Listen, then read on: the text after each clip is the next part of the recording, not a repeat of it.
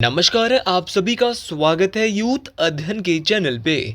देखिए एक बार फिर से मैं आप सभी के बीच एसपी टीजीटी कमीशन 2025 के लिए जीके का पार्ट 93 लेके आ चुका हूँ। पार्ट 93 का जो पहला क्वेश्चन है कि निम्न में से किस जिले में महाराणा प्रताप सागर जलाशय स्थित है। तो अगर बात करें महाराणा प्रताप सागर जलाशय की, तो ये स्थित है आपका हिमाचल प्रदेश के कांगड़ा जिले में। ऑप्शन नंबर डी यहाँ पे बिल्कुल सही होगा। अगर बात करें आपका महाराणा प्रताप सागर जलाशय की, महाराणा प्रताप सागर लेक की, तो भैया ये जो झील है इसको पौंग झील के नाम से भी जाना जाता है। इस बात को आपने डिटेल से याद रखना है। देखिए इसको जो है 1960 के आसपास बनाया गया था। मोस्ट इम्पॉर्टेंट है ये। 1983 में इसको वन्यजीव अभ्यारण्य भी जो है वो बनाया गया था हिमाचल प्रदेश में। ये बात मोस्ट इम्पॉर्टेंट तरीके से आपको याद रखनी है।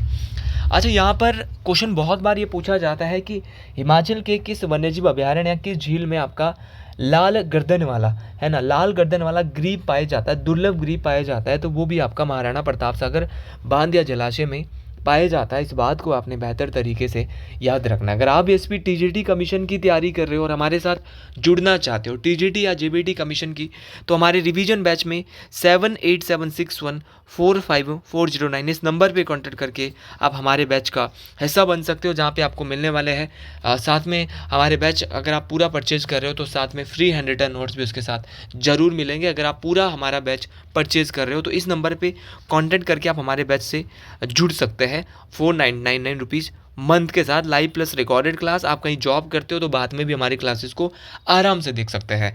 वापस आते हैं टॉपिक पे।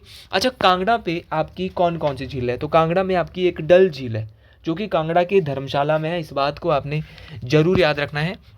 तो कांगड़ा जो मुख्यालय है धर्मशाला, यहाँ पर एक डल झील भी है जो कि मोस्ट इम्पॉर्टेंट है। और यहाँ पर जन्माष्टमी के 15 दिन बाद राधा अष्टमी मेला लगता है। तो जन्माष्टमी के 15 दिन बाद राधा अष्टमी मेला कहाँ लगता है। तो जन्माष्टमी के 15 दिन बाद राधा अष्टमी मेला जो है वो कांगड़ा के डल झील के पास लगता है। ये बात भी आपको बेहतरीन तरीके से याद रखनी है। एक बार क्वेश्चन पूछा गया था कि भागसू नाग झील कहाँ पर है। तो भागसू नाग झील भी आपके कांगड़ा के धर्मशाला में है। ये बात भी आपको बेहतर तरीके से याद रखनी है। अच्छा, कांगड़ा में ही एक करेरी झील है। कौन सी झील है? करेरी। तो करेरी झील कहाँ पर है? तो करेरी झील भी आपके कांगड़ा में है। इस बात को भी आपने बेहतर से बेहतरीन तरीके से याद रखना है, इंपॉर्टेंट तरीके से याद रखना है। ये क्वेश्चन परीक्षाओं में पूछे जाते हैं। क्वेश्चन पूछने वाला क्वेश्चन यहाँ पे कुल्लू की झीलें भी पूछ लेता है। जैसे कि यहाँ पे कुल्लू में कौन कौन सी झीलें हैं। तो अगर कुल्लू की झीलों की बात करें तो कुल्लू में आपकी मंतलाई झील है। तो मनतलाई झील आपकी कहाँ पे? आपके कुल्लू में है। मंतलाई के अलावा द्योरी झील आपके कुल्लू में है।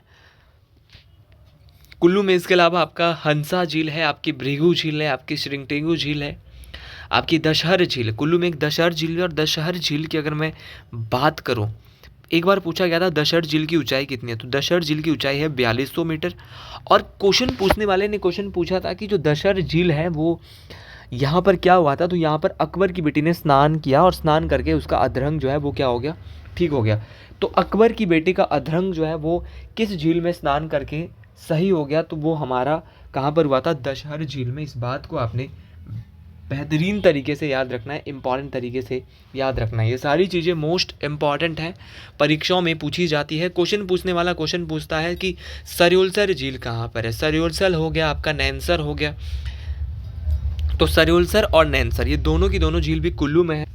इसके अलावा अगर बात करता हूँ मैं आपकी सरयोलसर झील की, तो सरयोलसर झील वही है जहाँ पर एक इस झील में एक बूढ़ी देवी जो नागिन है, बूढ़ी देवी नागिन का वास भी माना जाता है, जिनका वहाँ पे मंदिर भी है जिसका नाम है घियागी। तो घियागी मंदिर की झील में है। तो अगर बात करें आपका घियागी मंदिर का, तो घियागी मंदिर जो है वो आपका सरयोलसर झील में है, जहाँ पर आबी नाम की एक नन्ही सी चिड़िया जो है वो जल की सफाई करती है। ठीक है, तो आबी नाम की चिड़िया जो है जल की सफाई किस झील में करती है? तो सरयोलसर झील में करती है, जहाँ पे बूढ़ी नागिन का मंदिर भी है, घियागी नाम का मंदिर है। ठीक है, ये बात आपको बेहतर तरीके से याद रखना है, इंपॉर्टेंट तरीके से याद रखना है। अच्छा, क्वेश्चन पूछने वाला क्वेश्चन आपसे ये भी पूछ सकता है कि आपका जो हंसा झील है वो कहाँ पर है। तो हंसा झील से पहले ढहनासर झील। तो ढहनासर झील की बात करता हूँ तो ये आपका यहाँ पर भगवान शिव ने त्रिशूल से डायन का वध किया था, इसीलिए इस झील का नाम ढहनासर झील है। आपका हंसा झील, ये हंसा झील भी आपका यहीं पर है। इसके अलावा आपका सरिताल झील भी आपका कुल्लू में स्थित है। इसके अलावा मंडी की झीलों का हम अक्सर पढ़ते जाते हैं, तो मंडी हमने कल भी पढ़ लिया है, तो दोबारा अभी ताज़ा ताज़ा नहीं पढ़ेंगे। अगला क्वेश्चन है, हिमाचल प्रदेश में राष्ट्रीय प्रौद्योगिकी संस्थान कहाँ पर है? तो भाई national institute of technology in Himachal Pradesh is situated at. तो भाई जो NIIT है वो कहाँ पर है? तो NIIT की बात करें तो ये हमीरपुर में स्थित है। ऑप्शन नंबर ए यहाँ पे बिल्कुल सही हो जाएगा। अच्छा, NIIT का जो पहले नाम होता था वो क्या होता था? तो पहले NIIT को जो है वो REC के नाम से जाना जाता था। इसको बोला जाता था पहले रीजनल इंजीनियरिंग कॉलेज, ठीक है। लेकिन भाई इस रीजनल इंजीनियरिंग कॉलेज का जो है वो नाम बदल दिया गया, और रीजनल इंजीनियरिंग कॉलेज का नाम 2002 में क्या कर दिया भाई? 2002 में चेंज करके जो कर दिया वो क्या कर दिया? इसका नाम NIIT कर दिया, national institute of technology in Himachal Pradesh कर दिया गया भाई। ये बात आपको बेहतरीन तरीके से याद रखनी है। अच्छा, बहुत बार क्वेश्चन पूछा जाता है कि हिमाचल प्रदेश में IIT कहाँ स्थित है? तो IIT जो है वो मंडी के कमंद में है। इस बात को आपने बेहतरीन तरीके से याद रखना है। उसी प्रकार आपका बहुत बार पूछा जाता है कि हिमाचल प्रदेश में निफ्ट कहाँ पर है? तो अगर बात करें निफ्ट की, तो निफ्ट आपका जो है वो आपका जो स्थित है वो आपका कांगड़ा में है निफ्ट। ये भी आपको ज़रूर याद रखना है, मोस्ट इम्पॉर्टेंट है, परीक्षाओं में पूछा जाता है। और निफ्ट की जो स्थापना है वो 2009 के आसपास जो यहाँ पर की गई थी। और निफ्ट का जो पूरा नाम है वो है हमारा national institute of fashion technology. ये बात आपको बेहतरीन तरीके से याद रखनी है, बेहतर तरीके से याद रखनी है। और एक है हमारा हिमाचल में IIIT। तो IIIT की बात करेंगे तो आपका IIIT जो है वो ऊना के सलोह में है। ये भी आपको बेहतरीन तरीके से याद रखना है। और अगर बात करें हिमाचल प्रदेश में आपका जो CRI है, सेंट्रल रिसर्च इंस्टीट्यूट है, आपका केंद्रीय अनुसंधान संस्थान है, वो कहाँ पर है? तो ये कसोली सोलन में है। और अगर बात करें सेंट्रल पोटैटो रिसर्च इंस्टीट्यूट की, तो ये आपका कुफरी शिमला में है। ये बात भी आपको बेहतरीन तरीके से याद रखनी है। तो ये दोनों क्वेश्चन इंपॉर्टेंट है, CRI और CPRI। CRI की बात करें तो ये कसोली सोलन में है, और अगर CPRI की बात करें तो शिमला में है। ये बात भी आपको बेहतरीन तरीके से, शिमला के कुफरी में।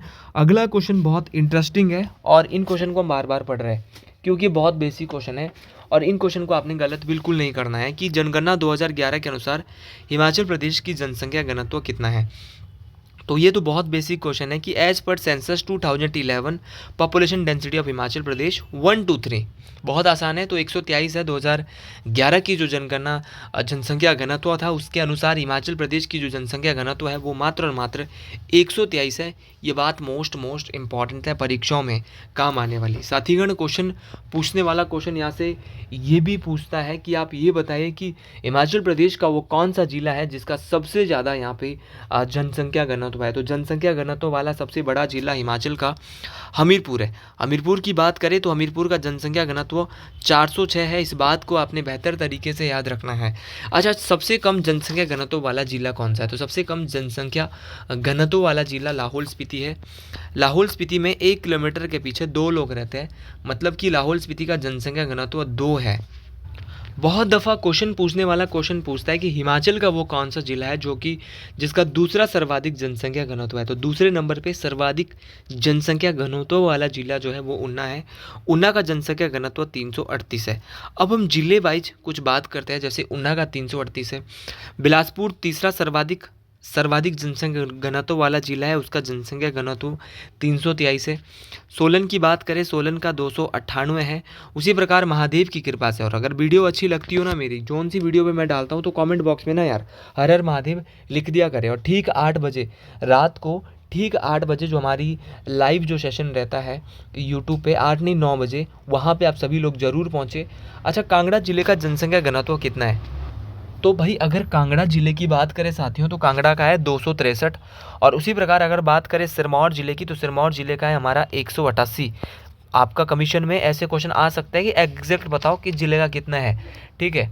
उसी प्रकार आपका सिरमौर का 188 है। सिरमौर के अलावा आपका शिमला का 159 जनसंख्या घनत्व है 2011 के अनुसार। चंबा का 80 है। कुल्लू का 79 है। आपका किन्नौर का कितना है? बहुत इंपॉर्टेंट है, तो किन्नौर का दूसरा सबसे कम है, दूसरा सबसे न्यूनतम है, 13 है। तो ये सारी बातें आपको लिख लेनी है एक कॉपी पेन लेके, क्योंकि यहाँ से कोई सा क्वेश्चन भी पेपर में आ सकता है।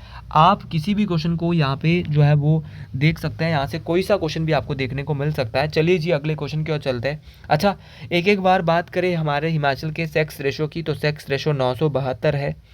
दशकीय वृद्धि दर मतलब 10 साल में कितनी वृद्धि हुई है, तो दशकीय वृद्धि दर 2011 में 12.94% थी, ये भी आपको याद रखनी है। और साक्षरता दर जो है 2011 के अनुसार 82.80% थी हिमाचल की। और शहरी जनसंख्या प्रतिशत जो है वो 10.0% थी, ये भी आपको जरूर याद रखनी है। ठीक है, तो ये सारे क्वेश्चन बहुत बहुत इंपॉर्टेंट है। आगे बढ़ते हुए अगला क्वेश्चन है कि किस तिथि से म्युनिसिपल कॉर्पोरेशन शिमला अस्तित्व में आया।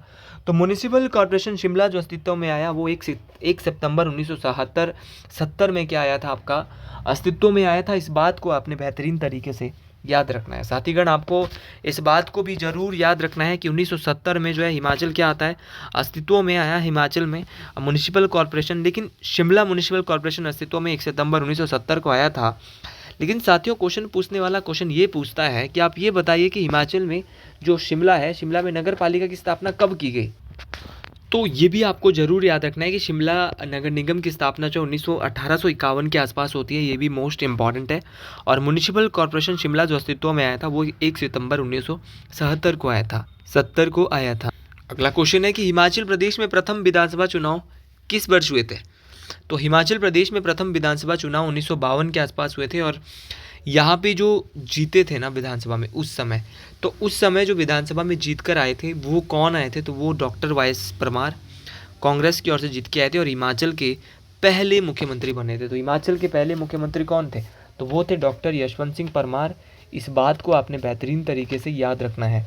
तो डॉक्टर यशवंत सिंह परमार हिमाचल के पहले मुख्यमंत्री बनते हैं। और उनके साथ साथ हिमाचल प्रदेश की जो विधानसभा थी, विधानसभा के जो पहले जो विधानसभा थी हिमाचल प्रदेश की, उसके जो पहले अध्यक्ष बनाए जाते हैं वो पंडित जयवंत राम बनाए जाते हैं। और अगर बात करें विधानसभा की, तो विधानसभा में जब 1952 में पहली बार हिमाचल में चुनाव हुए, तो हिमाचल में उस समय 36 सीटें थी जब यहाँ पे पहली बार यहाँ पे चुनाव हुए थे, ये बात आपको याद रखना है। लेकिन 1954 में जैसे ही हिमाचल प्रदेश में जो बिलासपुर को यहाँ पे मिला लिया जाता है, तो 1954 में ये संख्या जो है 36 से 41 बढ़ा दी गई।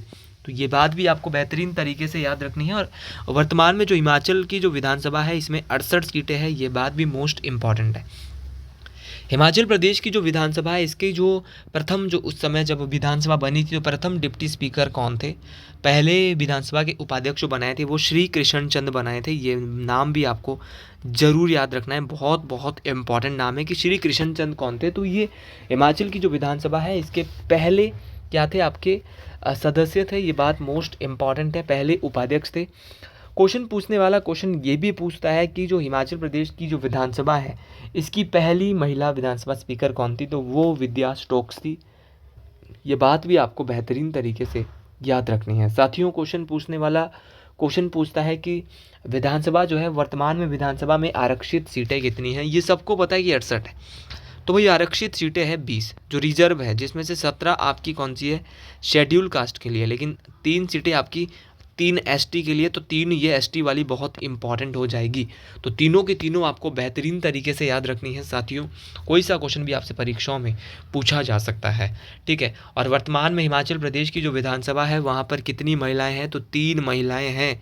ये बात भी आपको याद रखना है, सिर्फ 3 महिला सदस्य है, मोस्ट इम्पॉर्टेंट है।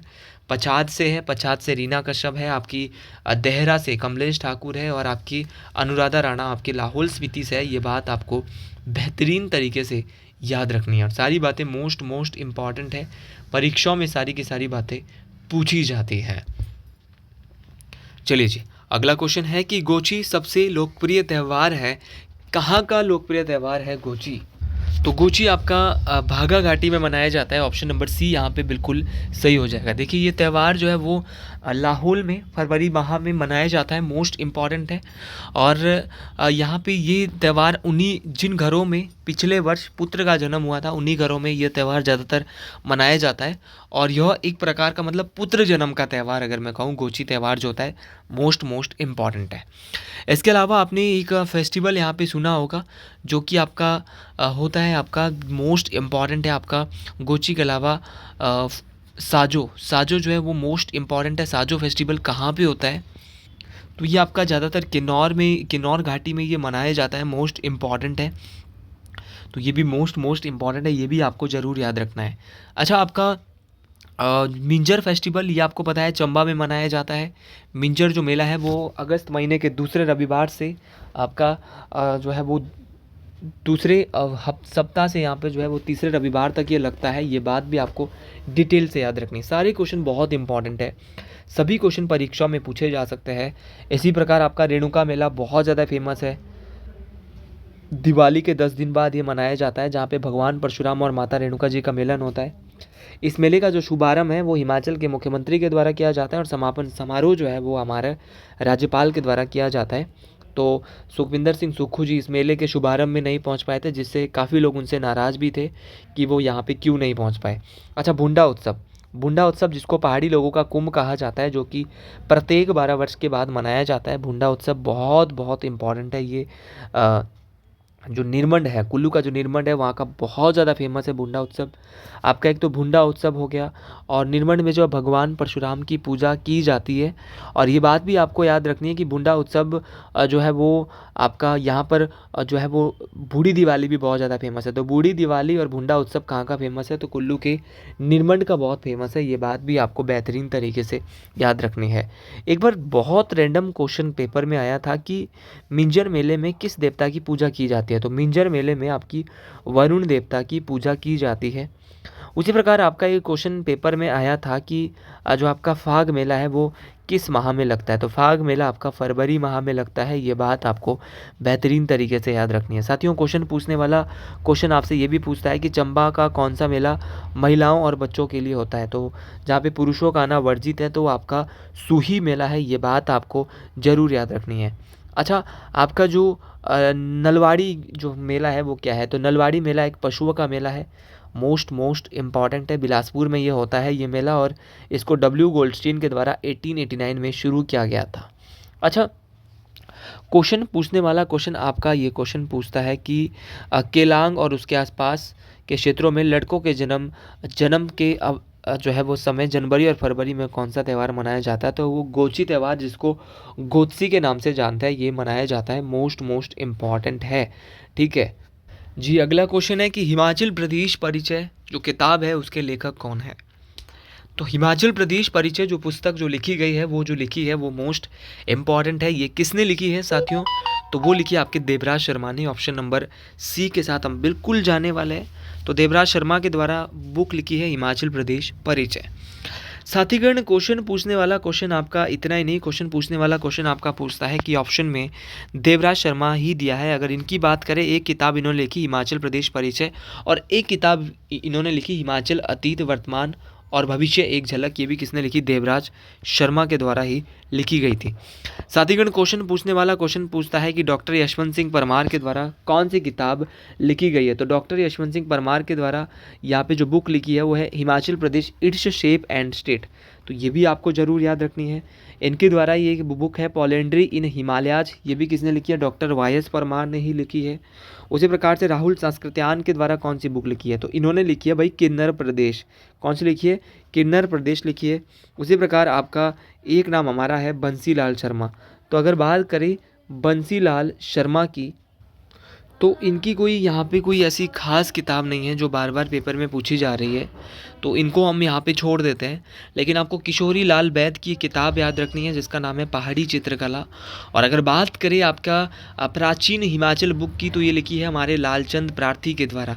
तो और अगर बात करें कुल्लू देश की कहानी, तो ये जो प्राचीन हिमाचल है वो लिखी है एल.सी. पांडे ने, और कुल्लू देश की जो कहानी है वो लिखी है लालचंद प्रार्थी।